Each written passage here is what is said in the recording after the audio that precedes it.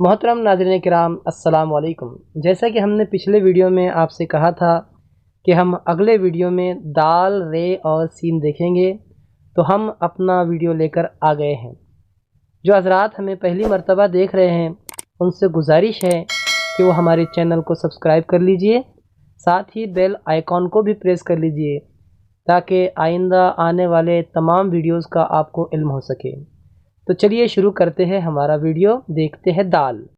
दाल के लिए दूसरी लाइन के ऊपर से हमें गोलाई शुरू करनी पड़ती है। देख लीजिए, एक मर्तबा हम दूसरी लाइन पर अपनी पेन की नोक रखकर इस तरह घुमाएंगे और तीसरी लाइन पर उसे ख़त्म कर देंगे। इस तरह बनता है दाल।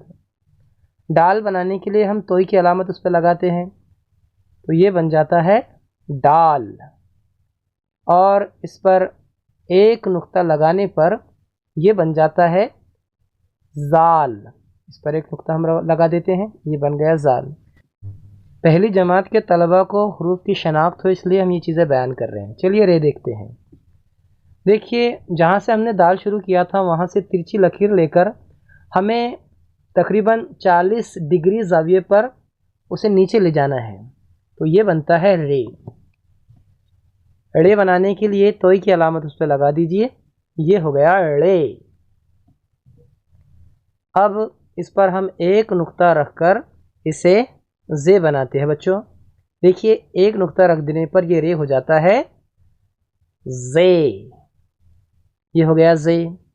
अब हम इस पर 3 नुक्ते रखेंगे और बनाएंगे उसे जे। देखिए, 3 नुक्ते यहाँ पर, एक ऊपर का नुक्ता गलत हो गया, उसे मिटाइए और बराबर दरमियान में लगाइए, हो गया जे। चलिए अब हम देखते हैं सीन। सीन दूसरी लाइन के ऊपर से पहले छोटा शोशा फिर बड़ा शोशा लेने के बाद अब सीधा आइए। तीसरी लाइन के करीब आने से पहले ही आप गोल इसका दायरा बनाना शुरू करेंगे और दूसरी लाइन तक पहुंचने से पहले ख़त्म कर देंगे। ये हो गया सीन। इस पर हम 3 नुक्ते रख देते हैं, तो ये बन जाएगा बच्चों शीन।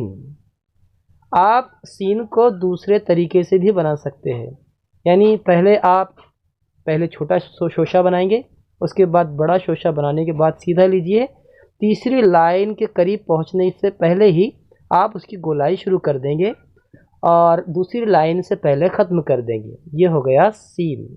स्वाद हम दूसरी लाइन के थोड़ा ऊपर से शुरू करेंगे और पहली लाइन के करीब आने से पहले हम ख़त्म करने के बाद दोबारा लौटेंगे और जिस तरह हमने सीन का दायरा बनाया है, स्वाद का दायरा भी उसी तरह बनाकर ख़त्म कर देंगे। ये हो गया स्वाद।